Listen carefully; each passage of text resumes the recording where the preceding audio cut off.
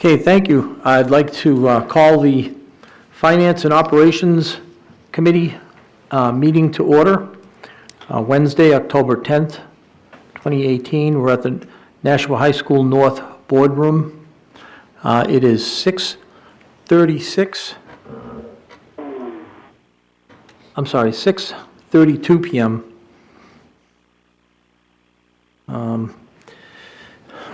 I'm going to read the roll call. Mr. Mosher? Yeah, I'm here. Mr. Garino is here.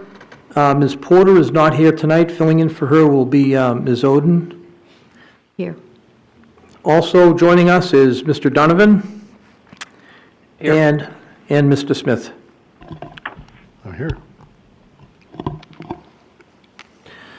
Our first order of business would be contracts. I'm going to turn the floor over to Mr. Donovan. Okay, we have 4 contracts. I'll speak to the first 2, and then Mr. Smith can speak to the second 2. I can speak a bit to the third one, but he'll certainly have to speak to the fourth one. Okay, so the first contract is it's a new contract with Jeff Levin. He provides coaching services. The objective of these services is to work with students identified by administration at both high schools in danger of dropping out of school. So Mr. Levin has been doing this for quite a while. The funding for this program will be coming from the dropout grant. Mr. Chopa has a dropout grant. So the total amount that he has available for this is $38,049.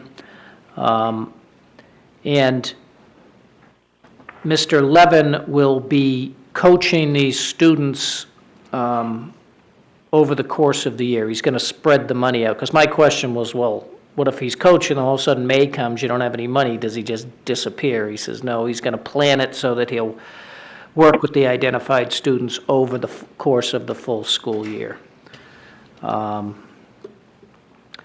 So that is that. So it's a $38,049 charged to the Dropout Prevention Grant to Mr. Levin. Any questions on that one? Thank you, Mr. Donovan. Are there any questions or comments?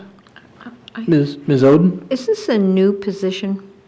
Well, it's not a position, but it's a new consultant, so to speak, yes. New consultant. It's the first time we've had a coach for students thinking about possibly dropping out of school? Yes, Okay. as far as I know, that's, yes. I know it's the first time we've used this individual. Okay, thank you. Seems like money well spent. Mr. Mosher, do you have any questions or comments? I was, just echoing what Donnie was saying. This is something new, and $38,000 spread out over the school year. And what exactly is it that the gentleman does? I can understand that we need help with some students to help them get over the hurdles of high school and to finally graduate. But what is it exactly that he does? Well, he's an MAT MSW, which honestly I don't know what. Master's in social work. Okay, so he's a social worker. He meets with the students, the families, and to help resolve internal and community conflicts. So he's a counselor that works with the students and the families. Okay, the letters after his name, though, it's a real mouthful, but you break it down like that, and yes, because one of the things that is involved with the kids to get them to graduate is to see what the internal conflicts are that they have, and whether it's with their peers or their family or with a school. And to get these things resolved, you create a good student who is going to be able to graduate. Thank you, Mr. Mosher. I have a question. You said this was a dropout grant. Is this federal dollars? Yes, I believe it is. Okay, And we've had this grant, it's not a lot of money, but we've had this grant for a number of years now. okay, thank you. So if there aren't any more questions or comments, I'd like to entertain a motion to approve Jeff Levin coaching contract for not more than $38,049. Okay, I'll second it. Okay.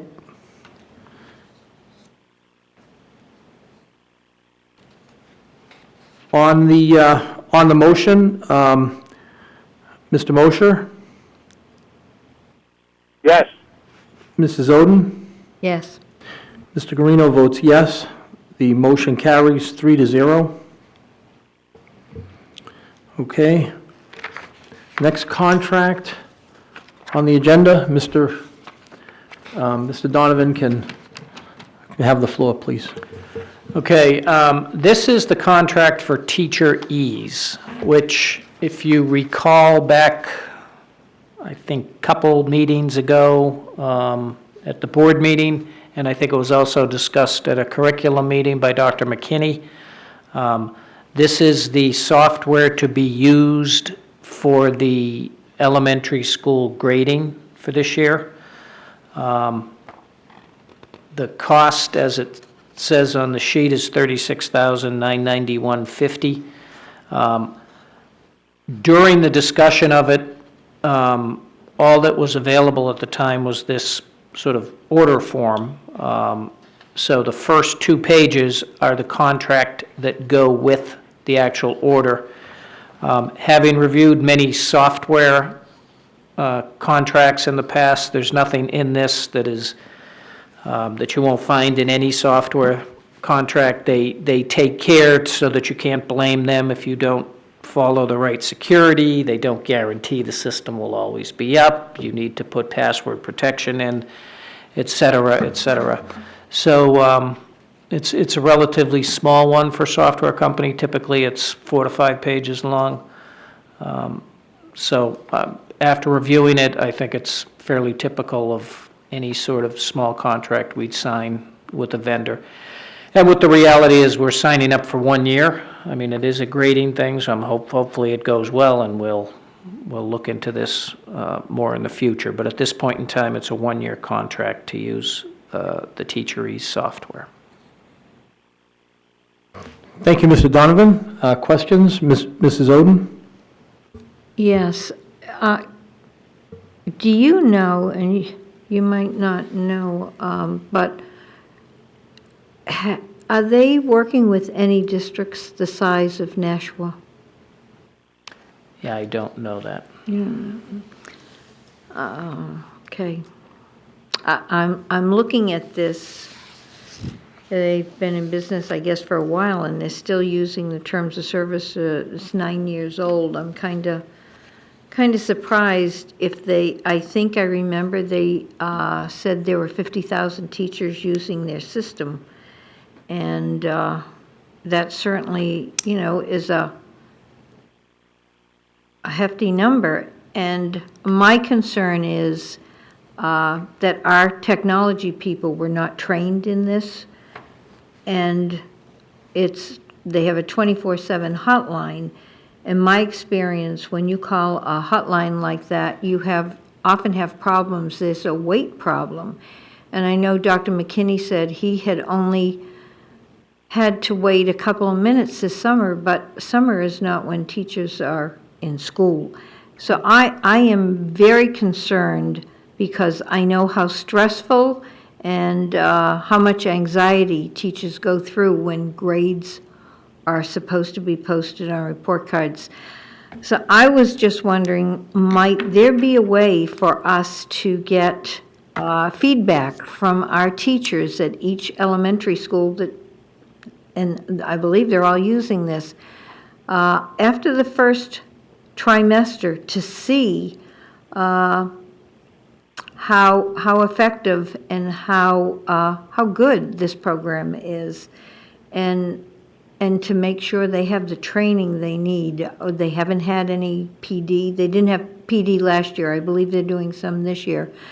But I have concerns because I know what it's like doing report cards and having things possibly go wrong and not having anybody to answer. And I'm not sure at this point if the technology department has been included in any of the training. But when I was speaking to somebody from technology at the beginning of the year, they said, we haven't been involved in this. And we haven't had any training. So I am concerned. So I would like to, when it comes to the board, have a feedback sheet from our teachers pertaining to the effectiveness of this program. Thanks. Thank you, Mrs. Oden. Mr. Mosher? Yes, I have concerns about this too. I'd like to know what the different sizes of the districts that they've been operating in. And I'd like to get a little bit more information from the teachers that have used this to see, how effective it is, and if it really makes it easier for the teachers.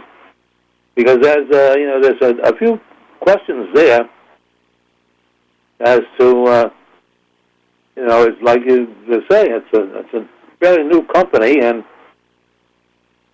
it's one thing to have a hotline, but like she said, the hotline is maybe all right during the summertime. But how about when teachers are really busy, when it's grading time?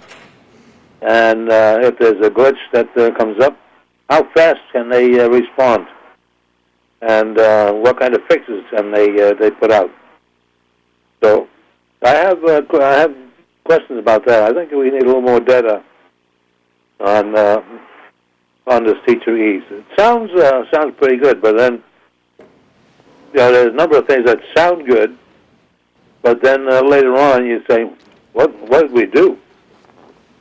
So I think we need a little bit more information, a little more digging into this, and see what it's like. Thank you, Mr. Mosher. I have a question. I'm a little bit concerned about the yearly fee. It says that $24,210.75 as a yearly fee. Is that something we pay every year for? Yes. So it's basically $36,991 per year. So we don't own, they give us software to use or to lease. We don't actually. Yes, this is a Become- cloud-based software, and you basically pay sort of a subscription. This is what, like ASOP is the same thing that we use for the substitute software. That's, you pay so much depending on how many subs you have in the system. This is fairly typical of software pricing these days. It used to be you'd pay a large amount up front and you sort of own it, and then you'd have to reach back to them to help. A lot of these type softwares now have gone to the sort of the subscription pricing based on the number of users you have. So, but it does require an annual payment. Okay. And the other thing that concerns me is that I think we need some kind of long-term goal for software, some kind of collaborative get-together between IT, curriculum, administration, and the teachers, because we basically have two pieces of software going right now. We have the X2, and then we have Teacher Ease. We have problems with X2, so now we're bringing on Teacher Ease to help us with those problems, but it's very expensive. So I'd like to see us try to have this is basically a patchwork. This is basically a patchwork. We're reacting to a problem. I'd like to see us be more proactive and have I know everybody's busy, and it's not easy to get everybody together to do something like that, but I think administration should try to look to the long term to try to get a group together and have a long-term plan so that we can get one piece of software and not keep fixing things when things go wrong, because it ends up costing money. But I did support this before when Dr. McKinney came with it, because I think the teachers need something. He said that they did have a positive feedback so far from the elementary schools. And X2 has just been a problem for so long. So I'm looking to the committee members as to what they want to do, or they want to approve it, or what's the desire of the committee right now.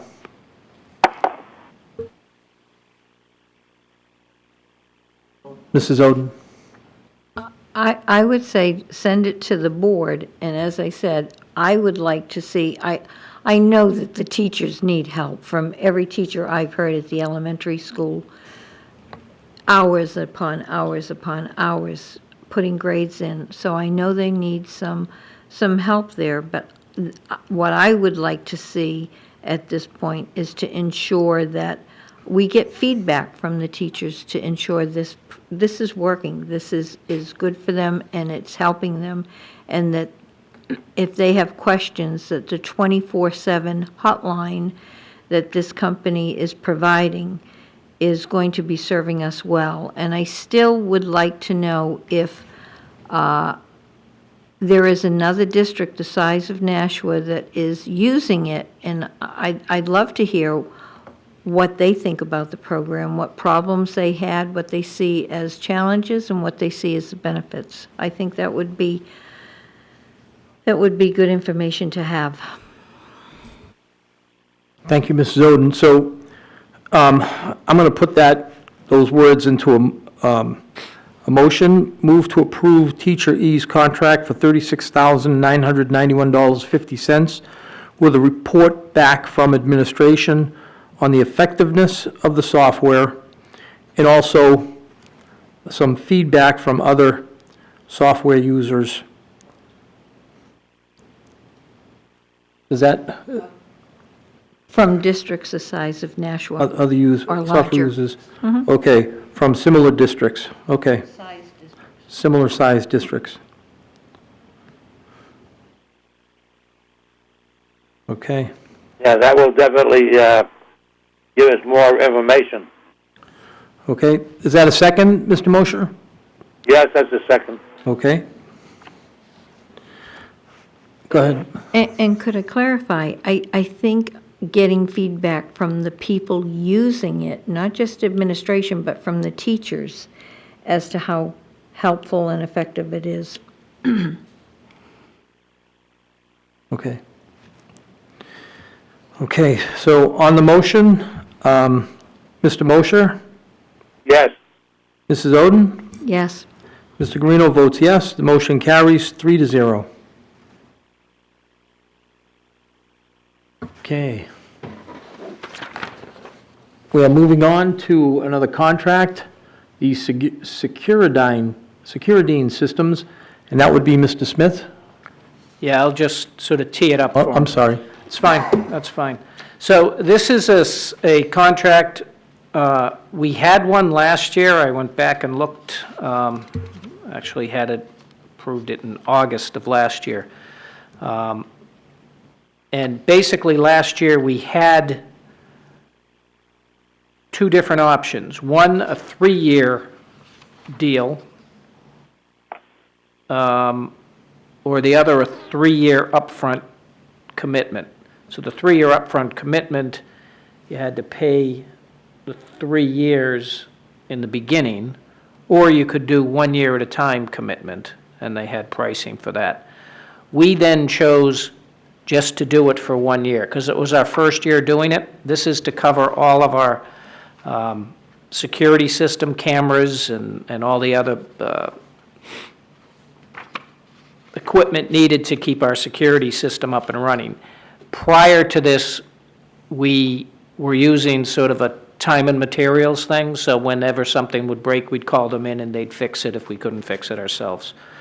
So based on last year, the previous year to us putting in a contract, Mr. Smith totaled, and it was about $99,000 we had spent. So last year it was the first year we did the contract, and we agreed to do it for $85,000, and that's what it was for this past school year. So now the new contract is for $90,000, is that correct? Yes, the 1 year is a $90,000. So I just wanted to sort of, now I can pass it over to Mr. Smith to speak more of the actual contract services. So yes, this covers all the labor and materials for our access control security systems. It's about $5,000 in round numbers, increase from last year. However, we've monitored it, and we feel that's still reasonable on their part. As Mr. Doman indicated, a couple of years ago, we were ourselves totaling about $99,000, and again, we haven't seen the spending go down at all. In fact, we're forecasting as the system continues to age, that cost will actually go up. They, in fact, in a separate, I don't know if you have the memo was attached, there was a cover email from Securidyne indicating in addition to all this, we should consider replacing what they call a net VR, which is kind of like a DVD player, if you will, that you have at home. Only this covers a network, and it covers a certain amount of cameras that could be anywhere from 8 to 16 to 32. It's the multiples of 8. So we have a couple that they feel are getting kind of old, and we should replace them ourselves. I'm just telling you that as an indication that the system does age, and individual pieces do have to get replaced. Those would be outside this contract, and they run in the thousands of dollars each to replace. So we have a choice of going, again, 1 year at $90,000, or a 3-year commitment. It does not require that we pay it up front, just that we're initialing off on a 3-year commitment. This is very similar to what we did with the building controls with the CTI, which you might recall. So what they did on the, if you're looking at the sheet that I'm showing all the agreement pricing options at the bottom of the page, be $90,000 if we just go for 1 year, or it'd be a 3-year increase up to $99,000 in the 3rd year. On their proposal, they just tell you what the average is per year. You know, it's $94,575. We worked the numbers both ways. It still comes to $94,575. So there's no savings by doing it that way.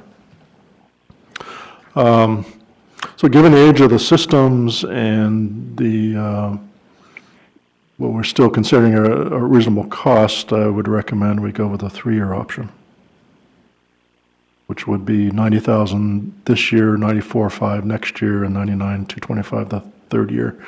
We did go back to them and ask, well, if we get to the end of any particular year and they've had a chance to view the costs, if they would consider reopening the contract, which would be a win-win for us, but not for them. They'd rather lock it in. So they politely declined to do that. So it's 1 year or 3 years. Thank you, Mr. Smith. Do we have any questions or comments from the committee? Mrs. Oden? Thank you. I have a question.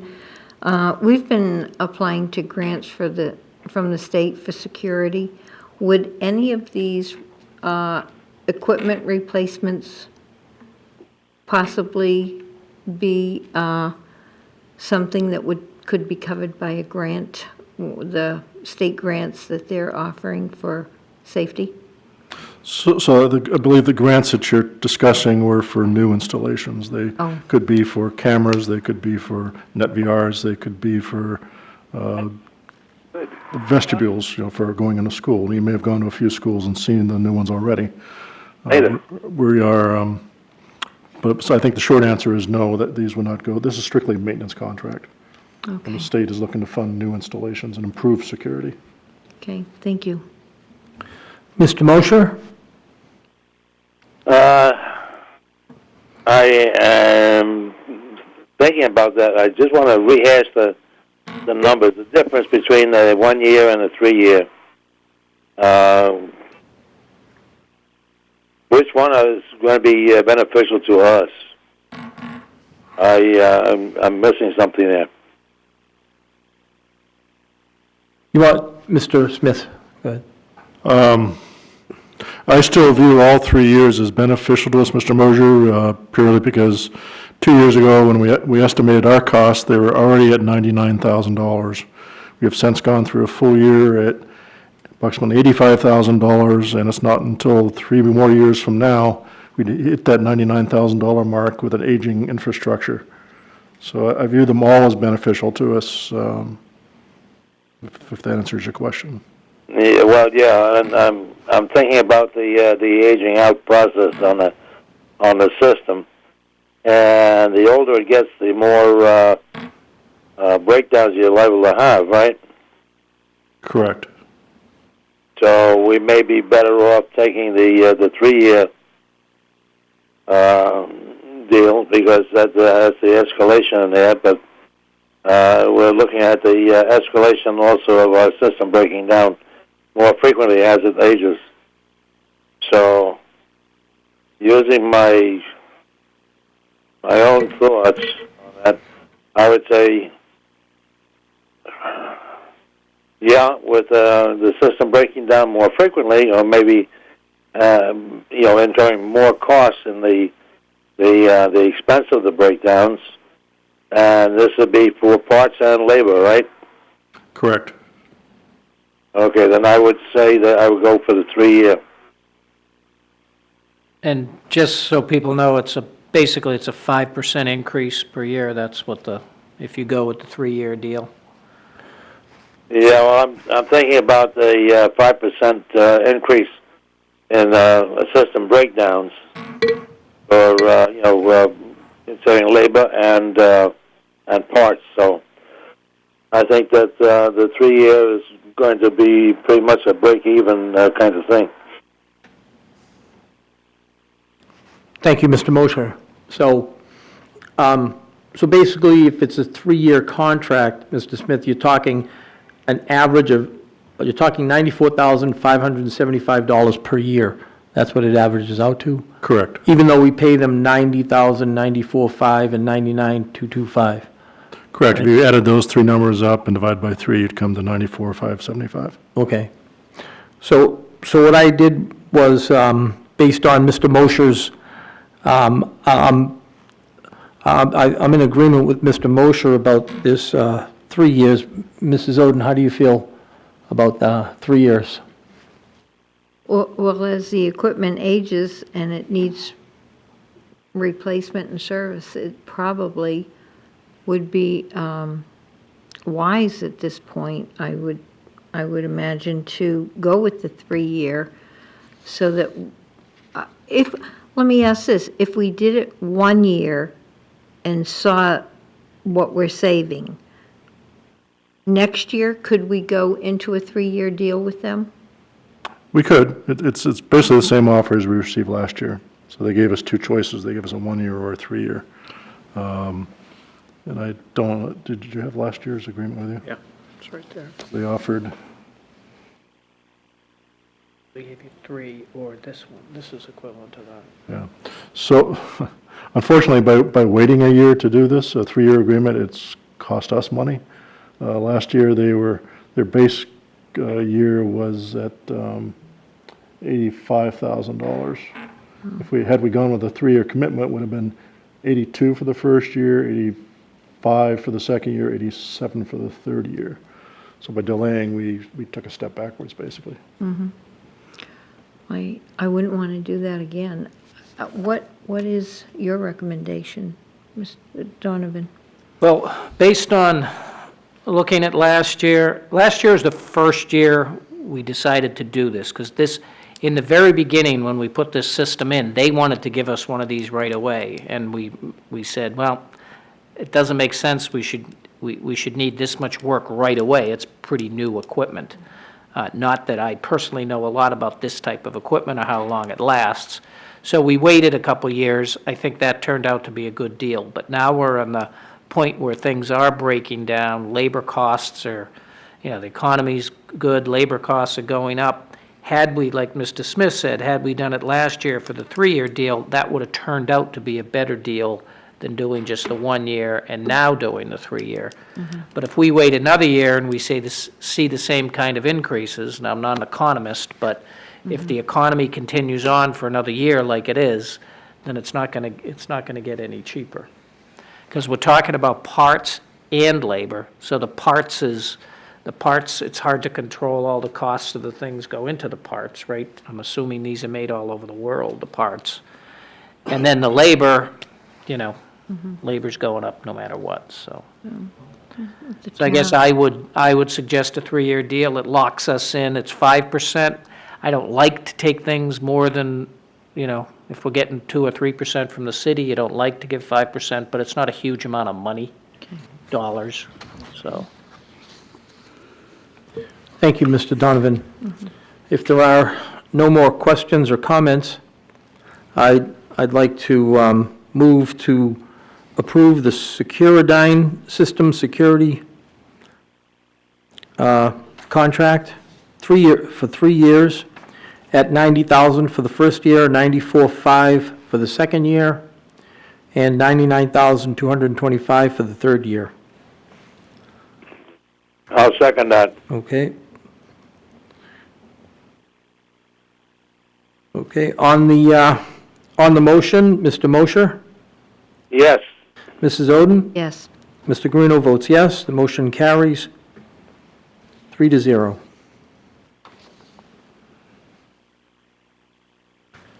Okay, we have one more contract, and I will give the floor to Mr. Smith. Yes, thank you. You may recall last month we were on the verge of awarding contract to replace LED lighting systems at Main Dunstable and Birch Hill. At about the same time, I had been monitoring lighting technology, and it's certainly, like everything else, increasing both in complexity and efficiency. So we received a presentation, actually I've received from a couple different companies, but one in particular came in and gave us some hard numbers. Seeing that, I took another look at our current contractor and basically determined where we can do better. So at the same time, just in the meantime, we had decided to go forward with Elm Street as our next construction project. Prior to that, Main Dunstable and Birch Hill were still in the mix as possibly going before Elm Street. So that changed the dynamics of the whole system a little bit, and looking at it again, I thought that Amherst Street would actually be a better school to go to. It's a very similar size school in the mid 60,000 square foot range, and I recommend that we go to that school next. We had received acceptance from Eversource to do Birch Hill and Main Dunstable, and they'd already queued us into their financing scheme as early as next April for Birch Hill and December for Main Dunstable. And in discussing with them, they would certainly entertain going with a different school as long as it has the same project scope. So in your package, you should have basically two proposals, one a little more beefier than the other. So EnergyWare is coming in with really two proposals. One is for, I call it dumb lighting, but it's not smart lighting, and then there's one for smart lighting. So it's the same page, just front and back. So I draw your attention to the smart lighting proposal. And if you look about halfway down the page, it shows the project implementation costs. And they have a total project cost of $231,000. They show rebates of $32,650. So total project investment after the rebates of $198,000. Again, we would not be financing that ourselves. That would be financed by Eversource. We would then pay Eversource back through the savings in our energy bill, electrical bill specifically.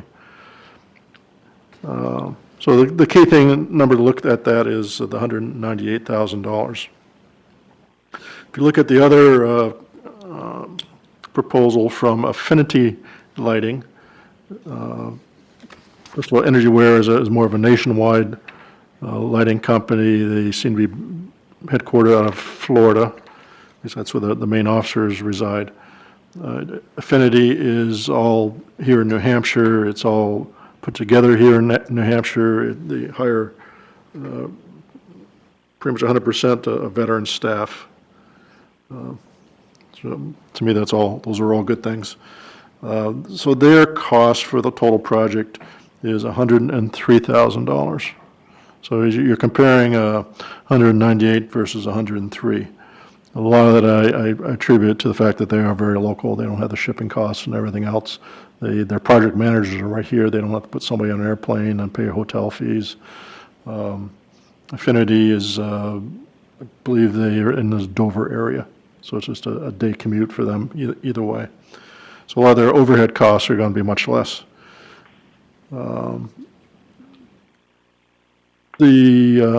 So my recommendation is to go with Affinity for Amherst Street School.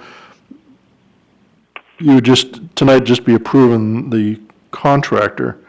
I then would take that to Eversource. They would put the same numbers through their spreadsheet, and there's a cost to going through Eversource. There's a project cost that they charge us. Those are the contracts you would actually approve, probably as early as next month. And you can see that the rebates they're different. Affinity calls for rebate of $51,000, EnergyAware for $32,000. Pretty sure both of them get the basic equipment from China. So what makes all of this a little bit tenuous is the tariffs and what's going on with that. But once we lock in the contract, we can lock in the pricing. The other difference between the two is EnergyAware provides a 5-year guarantee on the light fixtures themselves, and Affinity gives you 7 years. So my recommendation is to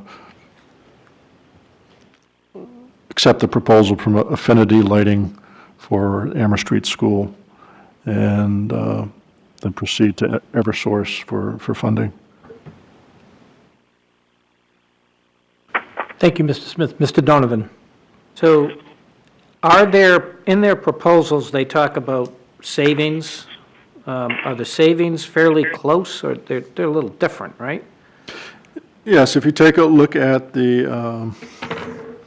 for instance, the estimated monthly savings for EnergyAware, which is in the third block down, maybe the fourth block down, the last block down, $1,686 per month.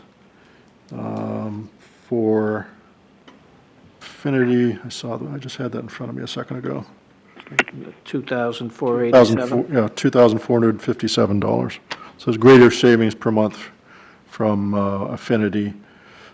They are presenting a payoff of 42 months, so basically 3.5 years. And EnergyAware is showing a payback of 9.8 years. Part of that because the cost higher, but Right.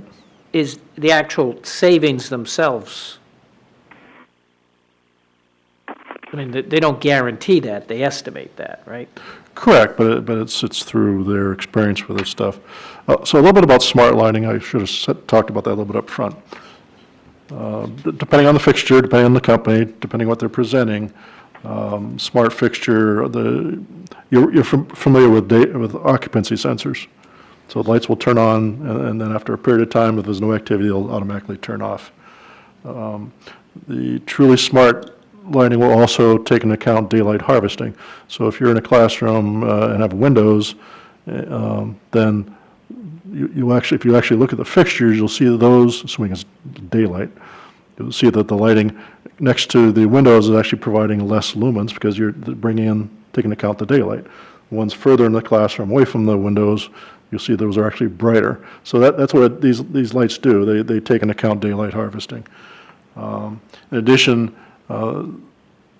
they can be set up so the teacher has much more control over what regular lighting provides. You're still going to have a wall switch, which you can still divide it into 2 or 3 different switches and get different types of lighting. But the smart lighting will provide, so with your cell phone, with a teacher's cell phone, they can go on there and choose the lighting. They can turn it down in the very front of the classroom where you might have a projector, and you don't need the lighting there. And you can turn it, particularly in the lower classes, we have children, students sitting on the floor on a carpet, reading a story, whatever they might be doing. You can cluster the lighting right there, and then in the rest of the room, there's you really dim it quite a bit. I'd suggest to the company, well, that even sounds good for a wrestling meet, right? Because if you go to a wrestling meet, you'll see a center part of the gymnasium where there's a spotlight on the wrestlers, and all the rest of the gym, the lights are off or very dim. So it just provides us more functionality. The other thing you can do with smart lighting is they may say they're rated for, I don't know, I'll just use round numbers, 100 watts. You can set them up through, again, with your phone app to, say, a maximum of 90 or 75 or 80. So depending on the environment. If you have a classroom with, again, windows, you can take advantage of the daylight harvesting. So you'd be more apt to lower that overall high-end trim. If you're in a classroom that's totally bound by 4 walls, then you'd naturally want a little bit higher wattage. Both proposals are based upon the same operating hours per day because we gave them, this is our typical operating hours. So, Are they both have smart lighting? yes. Okay. Yes. So energy aware, because we went back to them, I said, well, provide without smart lighting and with smart lighting. And if you just flip the page back and forth, you can see some of the differences. Right. Okay, thank you. Thank you, Mr. Smith. Does anybody have any comments or questions? I have a question. Sure, go ahead, Mr. Mosher.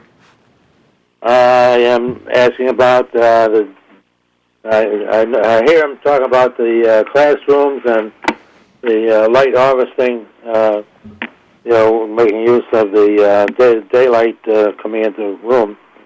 But I'm thinking about when we get done with a board meeting and we're going outside into the parking lot. How is the lighting going to be there? Is that going to be smart lighting, or is that going to be just regular lighting that is going to be on and enough light that we can find our vehicles in the snow?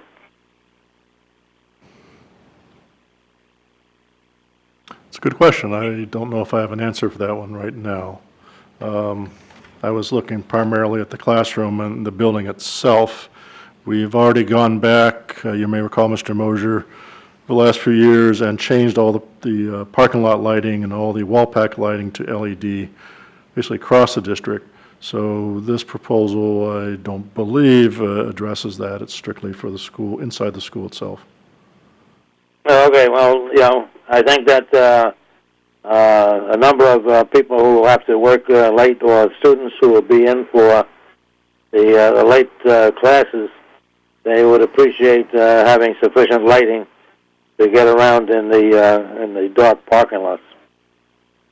Right. So currently, with our lighting, say at this facility, it's all run by a clock. So we set the clock depending on the time of year. So if you go to daylight savings, then we're adjusting the clock accordingly. Obviously, we also have to adjust it several times during the fall and the spring as you have more daylight or less. Yeah, we had to do the same thing with the facility on Murphy Drive when I was with Indian Head. We had the seasonal clocks. that would adjust the timing for the exterior lighting, and also temperature control for the electrically heated walkway. So yes, but I want to make sure that we have sufficient lighting in our parking lots for those who, by choice or necessity, have to stay late. Thank you, Mr. Mosher. Does anyone else have any questions or comments? Okay. In that case, I'm going to entertain a motion to approve Amherst Street LED lighting upgrade contract with Affinity to proceed to Eversource for funding. So, I second that. okay. On the motion, Mr. Mosher? Yes. Mrs. Oden? Yes. Mr. Guarino votes yes. The motion carries 3-0.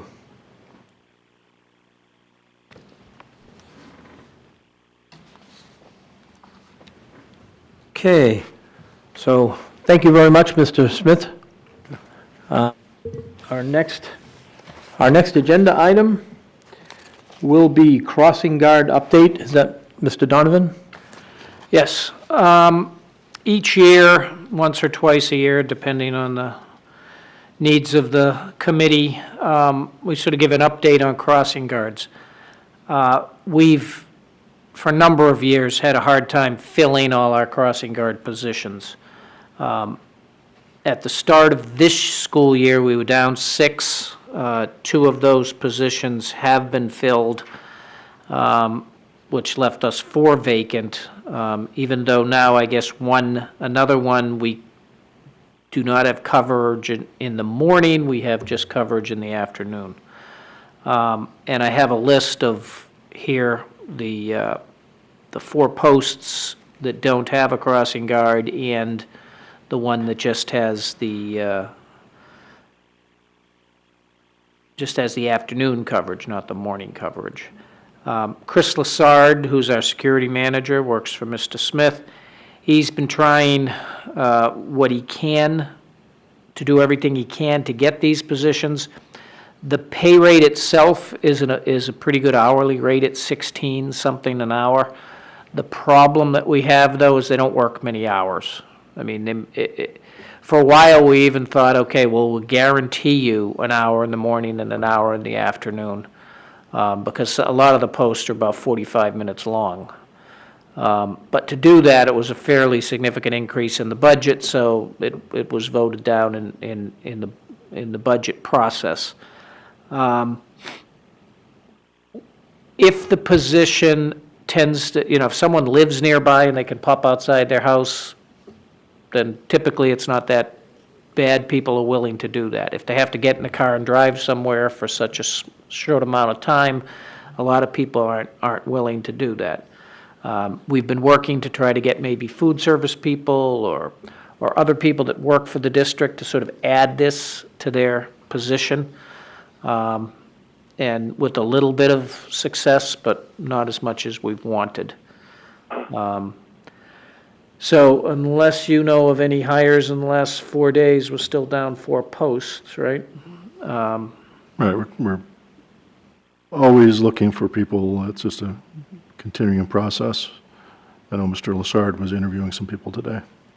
Okay, so hopefully he can, because the first one on the list, Lake and Labine, that's right down where the lights are and stuff. We have been sending the security guard from the high school down there, because that's a pretty busy post. I mean, you got the Parkway coming in there, there's a lot going on, so we typically do have him go down there and fill that post. But, because there are a lot of walkers coming from Ledge Street too. So basically, if there are posts missing, Mr. Lassard will look and say, okay, what's the busiest, what's the, I don't know if the word's most dangerous, but the busiest intersection, he'll sort of fill the slots there. So hopefully his interviews will get a few more people and we can fill up some more of these slots. We had the same, I think it was when I went back and looked, we had 6 last year. We were able to fill 4 of those by the time I reported on it in October. And then it popped back up to 3 and then sort of worked down. But there's a constant challenge trying to get them all filled at the same time. Thank you, Mr. Donovan. Does anyone have any comments or questions? Mr. Mosher? No, I'm all set with it. I hope that they can get their warm bodies in position. Mrs. Oden? Yeah, I'm just looking at this. Almont and Blanchard, is that not Fairgrounds Elementary in that district? And Lake and Labine, isn't that Fairgrounds Elementary also? Lake and Labine is Ledge. Oh, okay. And what was your other one? Almont and Blanchard is Blanchard. probably, yeah, that would be Fairgrounds. Fairgrounds, okay. And Manchester and Cox is Pennachuck? I believe do you know where Cox is? Uh-huh. It's either that or Mount It Pleasant. runs off of Manchester Street. But is it up near Pennachuck or It's down near it's Mount near Pleasant? It's near Pennachuck. Mm-hmm. Yeah, so that's what that would be. Do you, I've seen some other schools in some other districts ask custodians or use custodians. Have you tried that?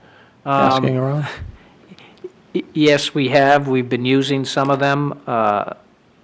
Honestly, the problem we have with it, the way the contract reads, the cost for us to use a custodian is enormous, Okay. extraordinary. Hopefully that will change as we move forward in the next contract.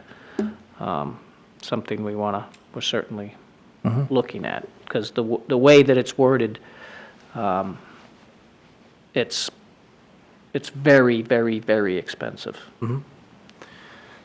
I've noticed that at Nashua High South, although the crossing guard, she's more of a traffic cop. Yeah. She does a very good job, so I want to commend her on that. The woman, I don't know who her name, but she does a very good job. It says here that you have complaints from parents regarding Elm at Belmont and Manchester at Cox. Do you know specifically what the problems are? Is it because they're not covered, or is it because? Yes. Oh, that's the reason why, okay. Yes. All right. Well, thank you very much for the report. And if no one has any more comments or questions, we're going to move on to item 3, which is fiscal. All right, good night. Thank you, Mr. Smith. Thank you. Fiscal 2019 September financial report.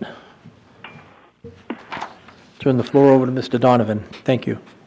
Okay, so we'll look at page 1. So this is September, still relatively early on in the year. Basically looking at the month-to-date expended column, wages full-time and part-time. This was what I call a standard month. You get 2 bi-weekly payrolls and 4 weekly payrolls. So the numbers, wages full-time and part-time, 6.2 million and the 171,000. Going forward, you should see those on most of the months that are the 2 bi-weeklies and 4 weeklies. Those are the numbers you should be seeing. So if they change much, that's what will cause me a bit of concern. I'll go back and try to look, but that's sort of the ballpark of where it should be. Our temp seasonal is gone down. It's 3,400 this month. It had been about 12 or 13, 15,000 because we had the summer help. The summer help has now moved on. So what will get charged there the rest of the year is simply the temporary. When we have an injury, let's say a tradesman may be injured, we will bring in someone temporary until they come back, assuming we need to get a lot of that work done. Wages per diem, that's higher than it has been the last few months. That's the subs at the schools, not only just the daily subs, but the continuing subs. So you'll see that number. That number is obviously very low in the summer, and it'll increase over time. And as we spoke last night, hopefully have some reporting next month on the substitutes and where we stand. Elected officials, that's the payments to the board members. You'll see that once a quarter. There's a negative number in longevity, and that's the end of the payback. There was that overpayment made last year, and we're kind of wrapping that up. So you won't see much in that account until January when the longevities are paid out. And then the stipends, those are mostly the head teacher stipends. There is a coach. If you're a coach, you can, instead of getting your stipend at the end of the season, if you've been coaching for a long time, you can request that you get it. If you're a teacher, you can, or an employee of the district, you can get it paid on each paycheck. So there's a couple of coaches that do that. And then the retirement and separation pay, you can see this month was $294,000, which brings us year-to-date to $680,000. Now, the good news is all the teachers that were on the list to retire are now paid.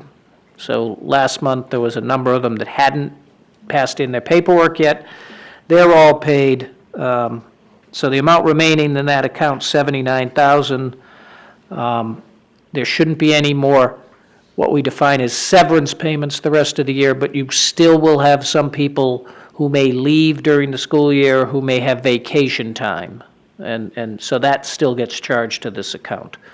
So I don't think we'll have many people leaving that will get a severance payment, which can be a larger amount for a teacher or administrator. You never know. Maybe someone leaves during the middle of the year, but typically it shouldn't be too much. So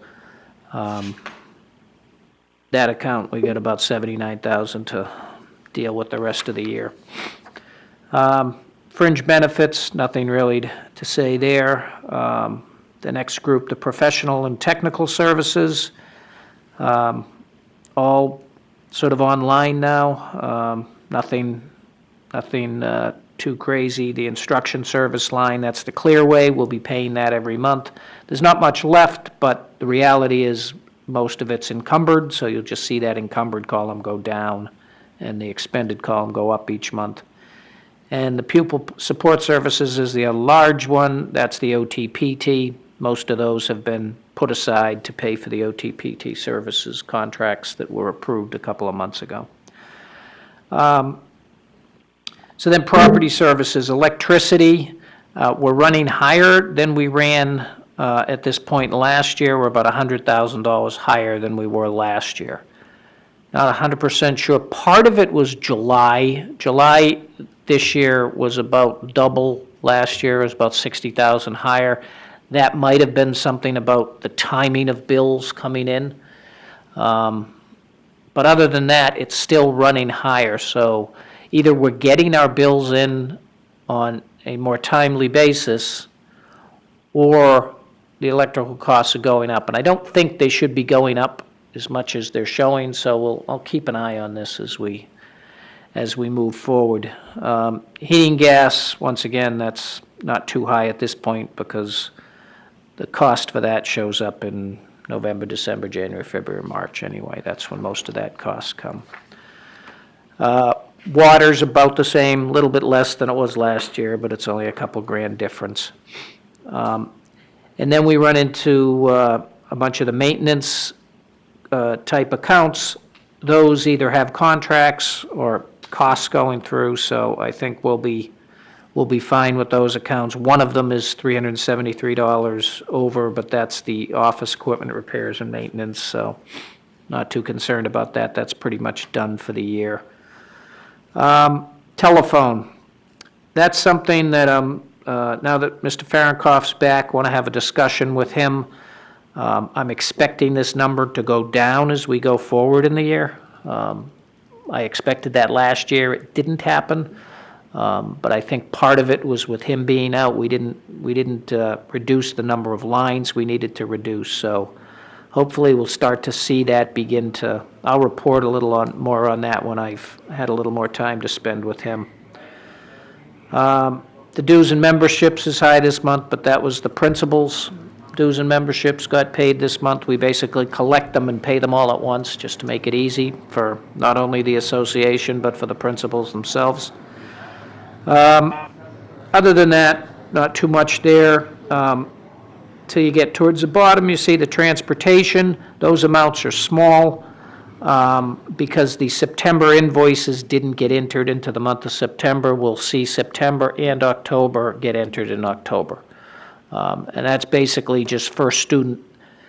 The significant part of the first student is they take their contracted cost, they divide it by 10, and they charge us 1/10 each month, September through June. So that September costs for those didn't hit. And that's, I think, it's about $600,000, $550 to $600. So you'll see a big bump in that next year.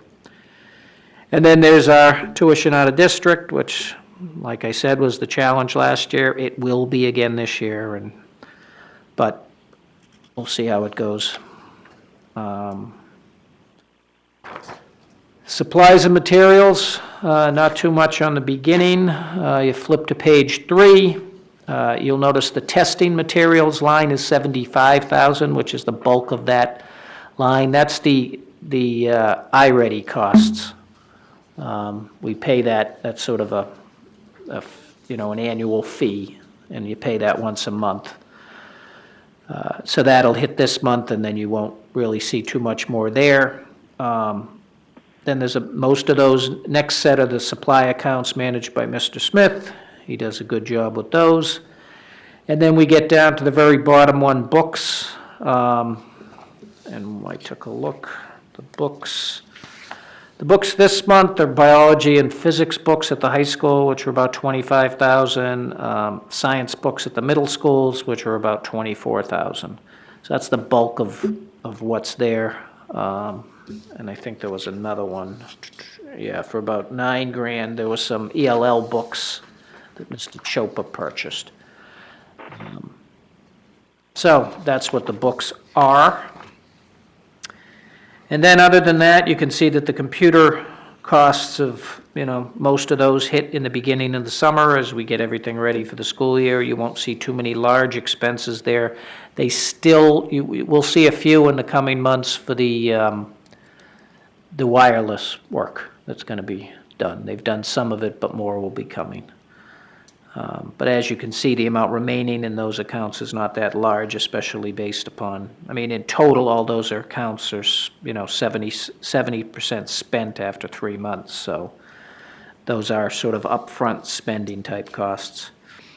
Will teacher ease be coming out of here? Teacher ease will, yes, that will get charged to, it's in the curriculum. Yeah, it's in I'm sure it's computer software on the curriculum budget. So in this report, Okay. You'll see it in the 71228 when it's paid. Okay. Okay.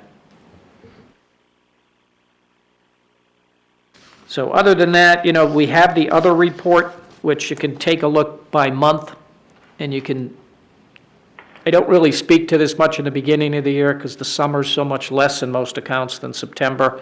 You really have to get a few more months of data before it starts to make sense. But I did look at that month by month, and there was nothing out of the ordinary because I take a look and compare them to the previous years. So all in all, that's the report. It's early on. Not too much to worry about at this point. Thank you, Mr. Donovan. Mr. Mosher, do you have any questions or comments? No, I'm thankful that we have the number wizard that we do. Okay. Okay, so if there's no more questions or comments, I'm going to move on to our last item, which is fiscal 2019 September transfer report. Mr. Donovan. Okay, pretty quick one. We only have about 5, I believe. The first one is the technology budget. When the budget was first put in, they ended up using last year's numbers, and then it didn't get adjusted. So all they're really doing here is moving everything to the right account. So it's the same pot of money. They're just moving things out of contracted services, for example, into equipment, or out of services into software, to tighten it up to the actual spend that they will have this year. Typically, this happens in the spring. It didn't happen in the spring, as Mr. Fahrenkopf wasn't around, so it happened in the fall. But it's nothing to be surprised about. The next one goes back to that counselor that we hired that split between the two schools.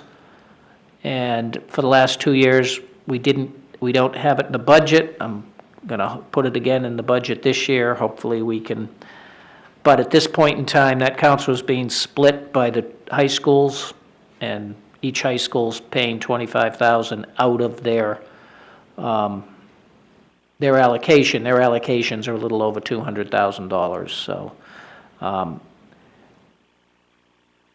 in my opinion, this affects their ability to buy equipment and things. So if we can get it out of their allocations and put it in the budget, because it's a person, then that'll free things up, and they can maybe deal with their chair issues and things like that a little more easily. But this is just to, North didn't budget it this year in their budget, so this was to fix it. The next one is ROTC. Most all the ROTC other costs are covered by the government, but there's a timing thing. So we have to buy the items, and then we get reimbursed. And it's typically 2 to 3 months later. So we just basically took some money from a travel account.